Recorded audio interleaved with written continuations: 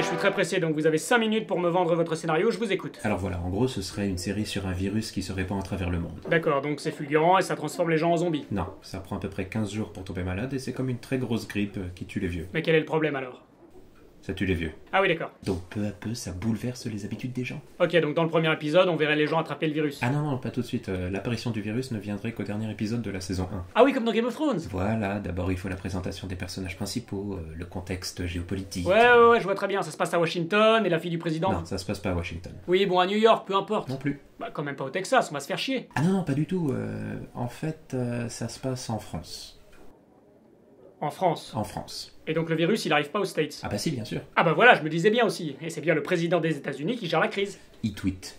Comment ça, il tweet? Twitter, le réseau social qui permet de... Non mais je sais ce qu'est Twitter, mais il tweet pour dire quoi? Pour contredire les scientifiques la plupart du temps. Ah ouais, c'est pas très captivant. Et c'est quoi le contexte géopolitique en France? Des manifs. Non oui d'accord, ça se passe en France, mais quel est le contexte? La démocratie en 2020. Oui, donc univers dystopique, violence policière, capitalisme destructeur... Voilà, et la population demande plus de justice sociale. Quelle idée? Et un mouvement émerge, un mouvement de lutte sociale qui est symbolisé par Une chauve-souris. des gilets jaunes. Nickel. Tout le monde aime le jaune. Oui, puis ça fera plaisir aux enfants. Pourquoi ça? Casimir. Il est orange. Poursuivez. Et cette lutte arrive à son paroxysme quand le gouvernement décide de faire la réforme de trop. La suspension du droit de vote et le renvoi aux frontières de tous les émigrés? La réforme des retraites. Excellent. Et s'ensuivent des grèves qui paralysent le pays et l'économie. Ok, mais le virus dans tout ça? Justement, il arrive au même moment. En Chine. Et pourquoi pas en France? Parce que Ça marche, et donc là, branle-bas de combat, le président et son équipe vont dans leur bunker pour gérer la situation. tout le monde s'en fout. Ah! D'autant plus que les élections approchent. Ah oui, évidemment, en pleine présidentielle. Municipale.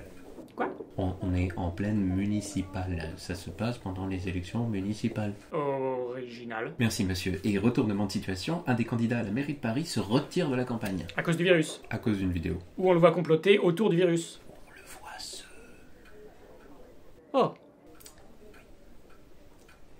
On le voit se branler. on mettra ça dans les bonus du DVD. Ou dans la version longue, Bon, et il est remplacé par qui? la ministre de la Santé. Alors qu'il y a une épidémie, est-ce que c'est une bonne idée? Je suis scénariste, hein, pas médecin. Me voilà rassuré. Et c'est qui gagne l'élection finalement? Bah personne. Ah, donc ils ont fini par annuler le premier tour. Le deuxième tour. Le premier tour a quand même eu lieu. Histoire de maximiser les contaminations. Et c'est moi ou c'est vous qui avez écrit le scénario?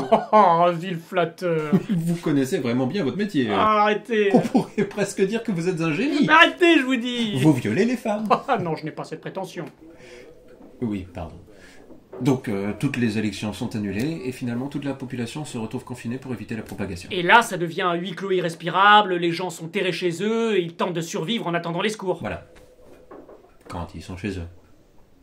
Mais en vrai, ils peuvent sortir. Ils peuvent sortir. Oui, il suffit juste d'imprimer une attestation sur une feuille A4. Et c'est tout? Ah bah non. Ah bah je me disais aussi. Ils doivent aussi écrire leur nom, cocher une case et signer. Ça va être épique. Les enfants vont adorer. Vous parlez beaucoup des enfants? Bon, c'est pas très vraisemblable votre histoire, hein. Ça finit comment? Non, ne me dites rien.